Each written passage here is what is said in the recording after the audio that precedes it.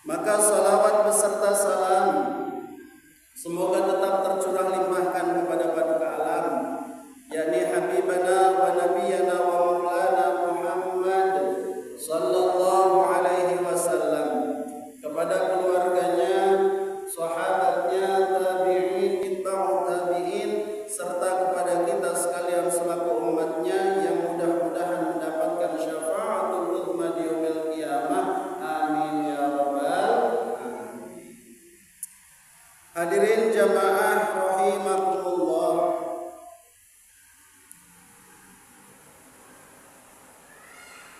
Di bulan lalu, entah 2 bulan yang lalu perasaannya, kita membahas tentang cinta.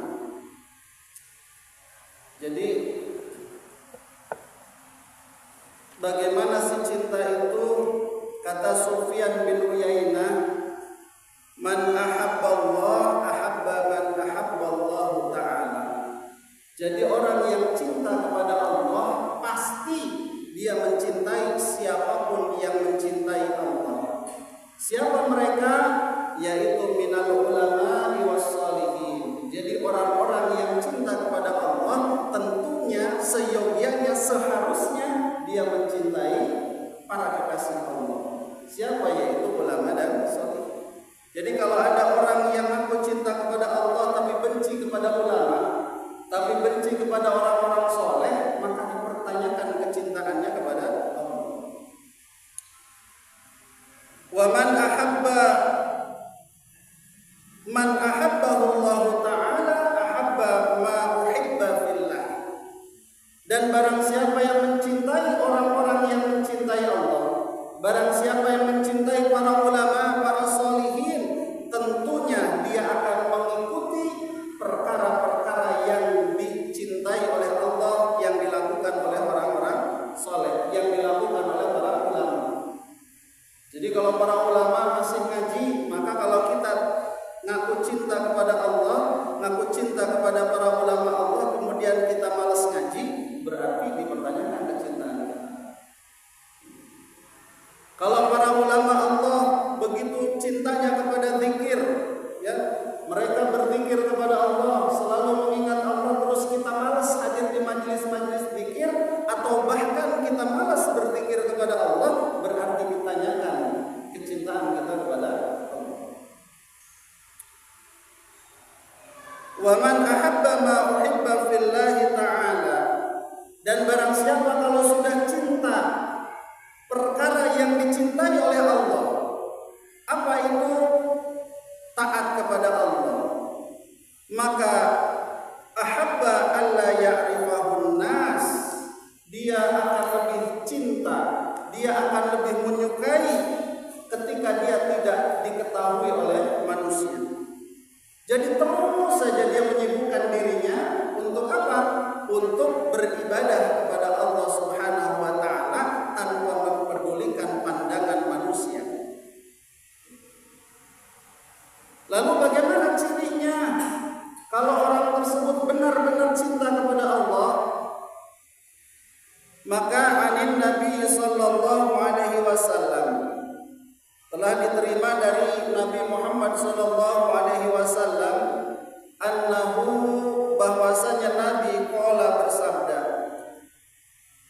sidqul mahabbah, benarnya seseorang itu cinta kepada Allah,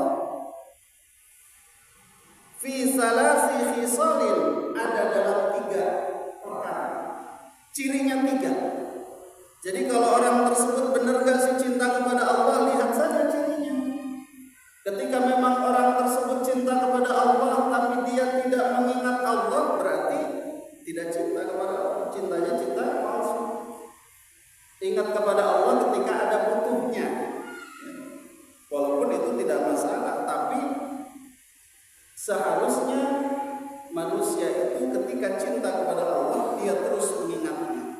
Karena orang yang sedang dimabuk cinta, dia akan melupakan selainnya. Man ahabba syai'an, barang siapa yang mencintai sesuatu, maka mereka akan melupakan yang lain, melupakan mengingat yang lain. Jadi ketika cinta kepada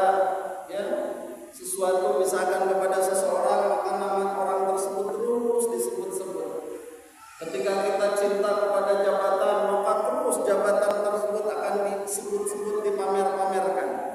Ketika kita cinta terhadap kendaraan yang baru kita miliki, dilapin terus, ya.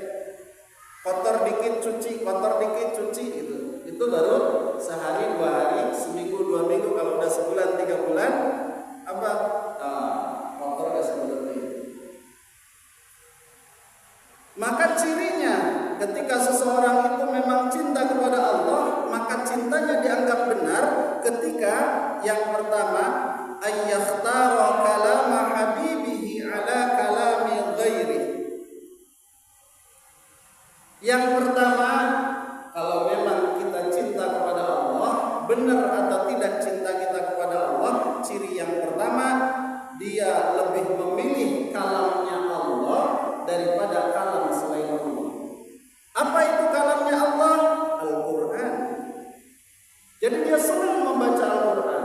Dia senang berkomunikasi dengan Allah melalui Al-Quran, melalui kalam-kalamnya. Maka orang yang cinta kepada Allah, benar cintanya kepada Allah, maka dia lebih memilih kalam-kalam Allah, kalimah-kalimah Allah, perintah-perintah Allah. Maka kata Allah, wa aqimus shalat, dirikanlah salat. Maka orang yang benar cintanya kepada Allah, dia akan melaksanakan salat, mendirikan salat. Orang yang mencintai Allah, maka dia akan mencintai Rasulnya. Sebagaimana Allah berfirman, qul in kuntum tuhibbunallah fattabi'uni yuhibbukumullah. Katakanlah wahai Muhammad, kalau engkau memang cinta kepada Allah, syaratnya adalah mengikuti ajaran Nabi Muhammad SAW. Syaratnya adalah mencintai Nabi Muhammad SAW. Maka barang siapa yang mencintai Nabi Muhammad, yuhibbukumullah, dibalas oleh Allah cintanya, wa yaghfir lakum dzunubakum wa yusabbit aqdamakum, diampuni dosanya dan ditempatkan kita di surganya Allah Subhanahu wa taala. Jadi banyak perintah-perintah Allah Subhanahu wa taala di dalam Al-Qur'an. Maka biasanya akan banyak orang yang cinta kepada Allah itu kapan? Di bulan Ramadan. Adanya tadarus. Maka alhamdulillah walaupun setahun sekali, ya. Setahun sekali baca Al-Qur'an, alhamdulillah. Tadarus. Itu kan tadarus sama hiji mengobrolna Allah. Masyaallah. Jadi cirinya ini untuk mengukur diri, bukan mengukur orang lain. Kira-kira saya sudah benar belum sih cintanya kepada Allah?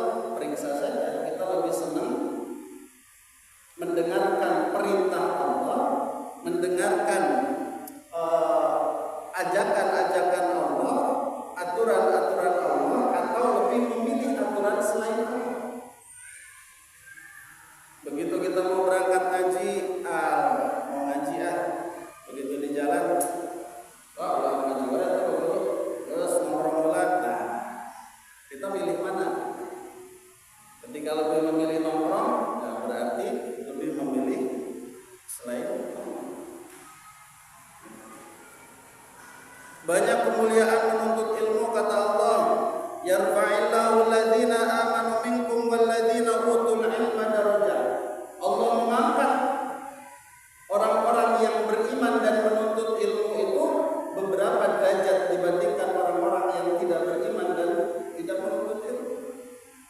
Maka ketika mendengar kalam dari Allah, dia mendengar kalam kekasihnya, maka dia akan lebih memilih kalam Allah. Karena kata Allah, oh ternyata Allah akan mengangkat derajat orang-orang yang beriman kepada Allah dan orang-orang yang mau menuntut ilmu. Karena bagaimana dia bisa beriman kepada Allah kalau dia tidak tahu ilmunya? Bagaimana dia bisa beribadah kepada Allah kalau dia tidak tahu ilmunya? Bagaimana dia bisa kenal kepada Allah kalau dia tidak ngaji? Maka kenapa begitu pentingnya menuntut ilmu? Jadi bersyukur kepada Allah, walaupun seminggu sekali, ya, setiap malam minggu pada maghrib bisa hadir di majelis ini, di masjid ini. Niatkan karena Allah Subhanahu wa taala. Niatkan karena hadir di majelis ini, di masjid ini adalah bentuk kecintaan kepada Allah mendengarkan kalam Allah daripada nongkrong di rumah, nonton TV sambil ngerokok dan minum kopi. Padahal itu tak enak. Tapi memilih duduk di masjid karena apa? Karena di rumahnya tidak ada istri, menumpang nyanten kopi misalnya. Wah, itu beda kan? Itu yang pertama. Yang kedua, apa sih cirinya benernya seseorang itu cinta kepada Allah? Atau ciri cinta yang benar kepada Allah itu seperti apa sih? Yang kedua, wa yakhtaru mujalasata habibihi ala mujalasati ghairi. Yang kedua, orang yang benar cintanya kepada Allah, dia akan memilih tempat duduknya. Dia akan memilih tempat kumpulnya. Dia akan memilih di mana dia bergaul. Maka kalau misalkan ada seseorang kemudian dia mengaku cinta kepada Allah, dia lebih sering hadir di pos ronda daripada di majelis taklim, dipertanyakan cintanya. Ketika seseorang mengaku cinta kepada Allah, tapi dia lebih senang ngumpul di tempat remang-remang daripada di tempat yang terang, maka dipertanyakan cintanya kepada Allah. Ketika seseorang mengaku cinta kepada Allah, tapi dia lebih senang hadir di diskotik daripada di masjid, maka dipertanyakan cintanya. Jadi duduknya kita di tempat ini adalah majelis yang sangat disukai oleh Allah. Ini adalah majelis yang dicintai oleh Allah. Bahkan katanya kafatil malaikah, berbaris para malaikat untuk memohonkan ampun orang-orang yang duduk di majelis ini, di masjid ini. Apalagi ini adalah bainal maghrib wal isya, antara maghrib dan isya. Ini adalah waktu ijabah, sa'atul ijabah, waktu yang diijabah oleh Allah. Duduknya kita di sini diniatkan i'tikaf, diniatkan mengharap ridha Allah, diniatkan mengharap syafaat Rasulullah SAW. Jadi perhatikan, ketika memang kita lebih senang duduk di majelis, lebih senang duduk di masjid, lebih senang berkumpul dengan orang-orang yang soleh, orang-orang yang alim, orang-orang yang membimbing kita menuju Allah, maka berarti cinta kita benar bahwa kita mencintai Allah Subhanahu wa ta'ala. Tapi kalau sebaliknya, maka jangan aku cinta. Ya. Senangnya ngumpul dengan orang-orang yang jauh dari Allah, maka harus ada. Karena apa? Karena majelis ini akan dihisab. Ya. Dengan siapa kita duduk akan dipertanyakan.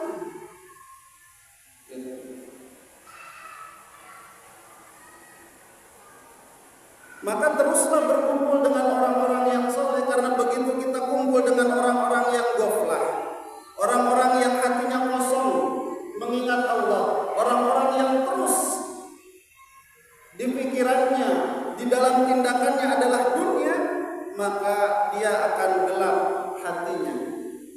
Ya. Sebagaimana di dalam sebuah syair, ya man bidunya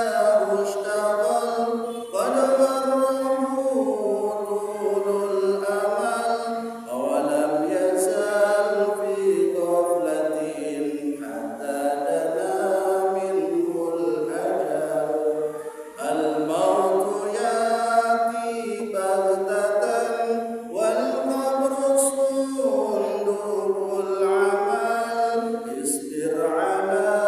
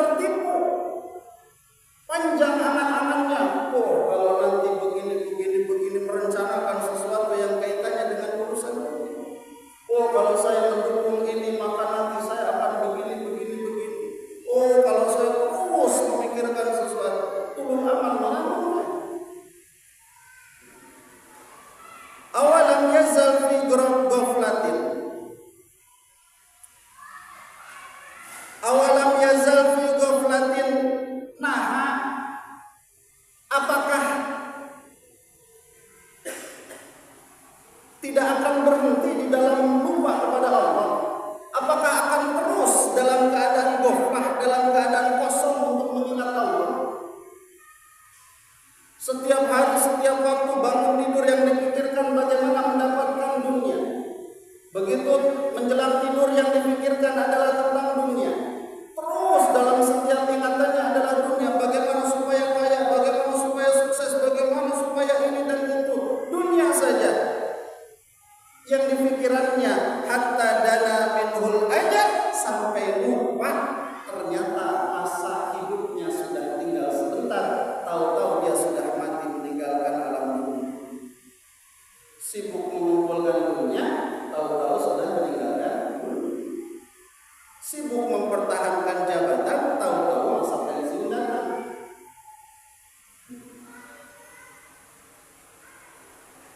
Kenapa begitu? Al-mautu ya'ti baghtatan, kematian itu datangnya secara mendadak, tidak ada yang direncanakan.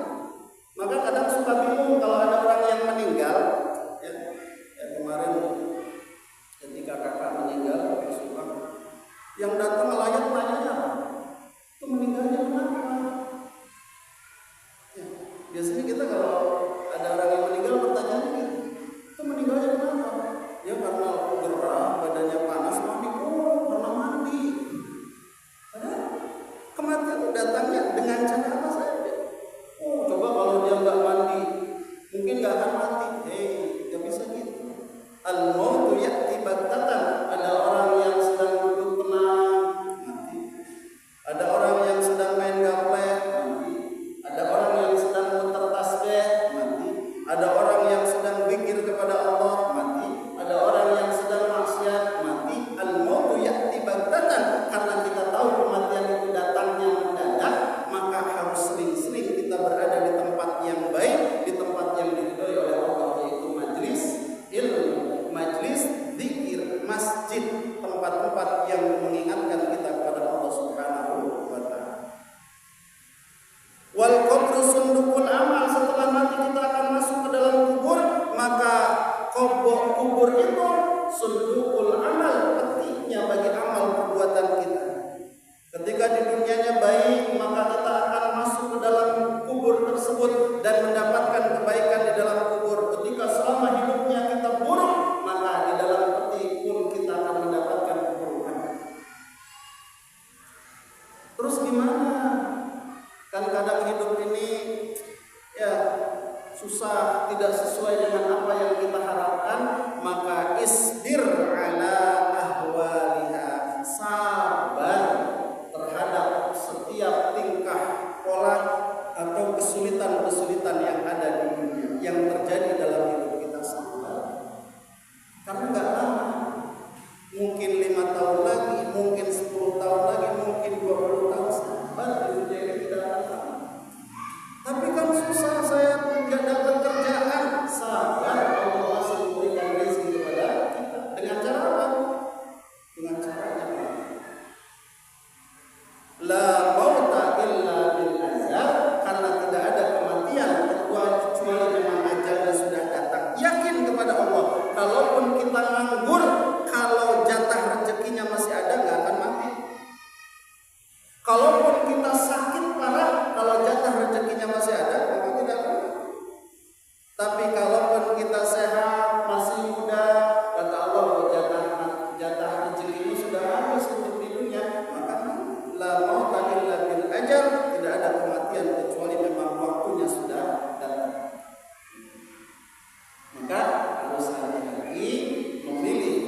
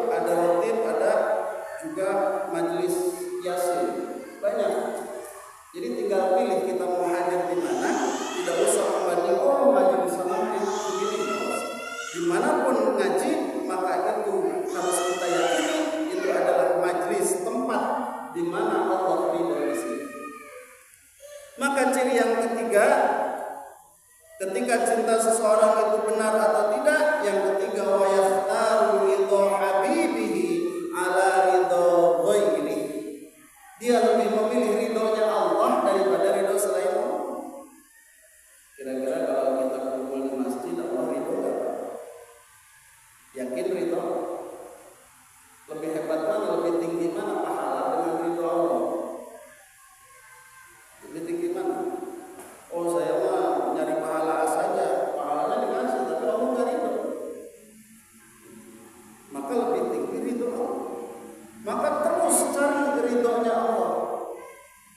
Di mana? Di tempat-tempat yang memang sudah ditunjukkan oleh Allah. Melalui siapa? Melalui nabinya. Melalui siapa? Melalui para ulama, para kekasihnya, para pewaris Nabi.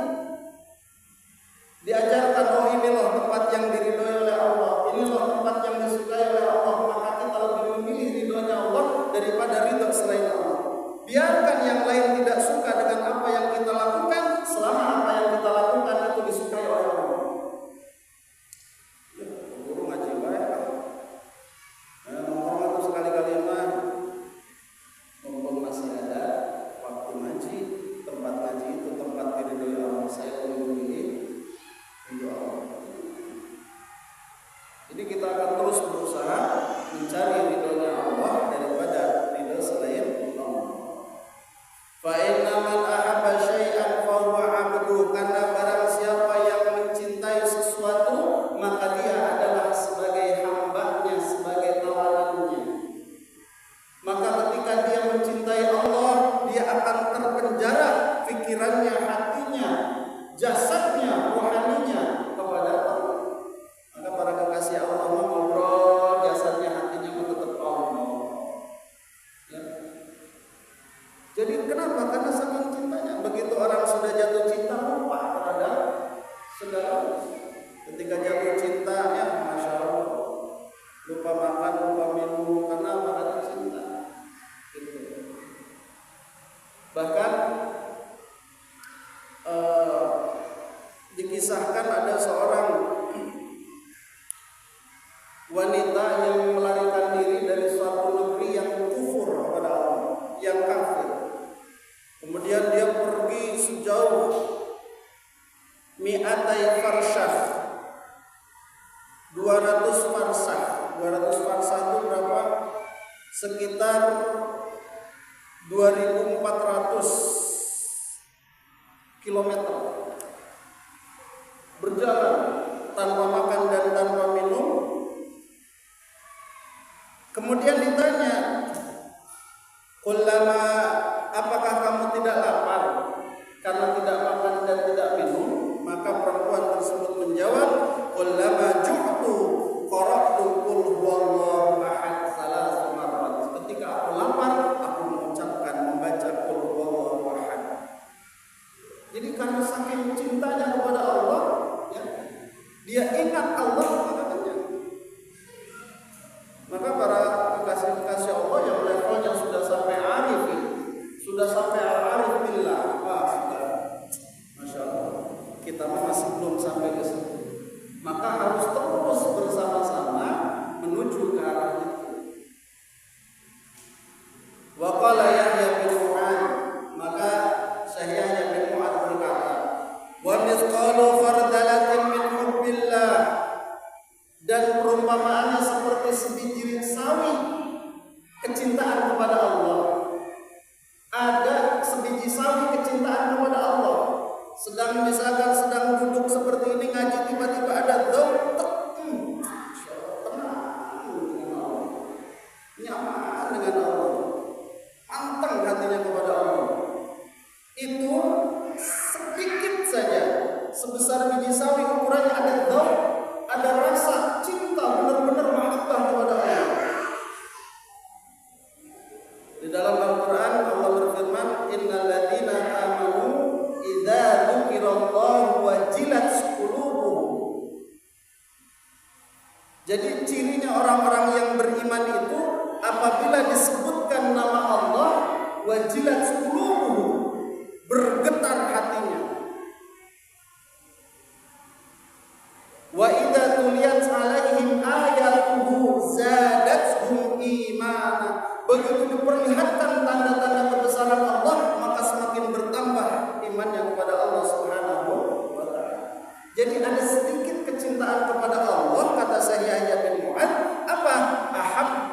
ilayya, lebih aku cintai min ibadah sab'ina sana, daripada engkau melaksanakan ibadah sunnah selama 70 tahun.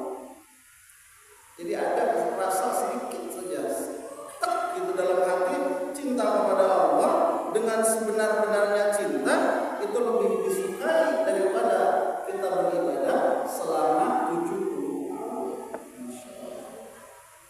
Mudah-mudahan ya, tinggal ukur diri kita lebih memilih mana, lebih memilih kalam Allah atau memilih kalam selain Allah. Apakah kita lebih senang kumpul di tempat-tempat yang mengenalkan kita kepada Allah, di tempat-tempat yang mendatangkan rahmat Allah, di tempat-tempat yang mana di situ disebut-sebut nama Allah, atau kita lebih memilih, lebih senang duduk kumpul di tempat-tempat yang jauh kepada Allah? Dan yang ketiga, kita tinggal menanyakan kepada diri kita ini lebih memilih ridho Allah atau ridho selain Allah. Kalau kita lebih memilih ridho Allah, maka kita akan terus mencari tempat-tempat yang diridhoi oleh Allah, akan terus mencari orang-orang yang diridhoi oleh Allah, akan terus berusaha mengamalkan amalan-amalan yang diridhoi oleh Allah Subhanahu wa Ta'ala.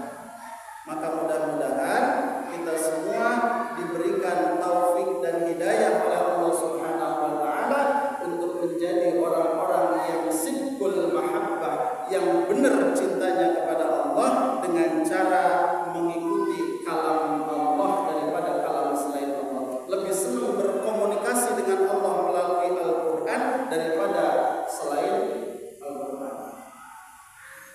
Yang kedua, mudah-mudahan kita diberikan taufik dan hidayah oleh Allah Subhanahu wa Ta'ala untuk lebih memilih majlis-majlis, ya, tempat-tempat yang memang diridhoi oleh Allah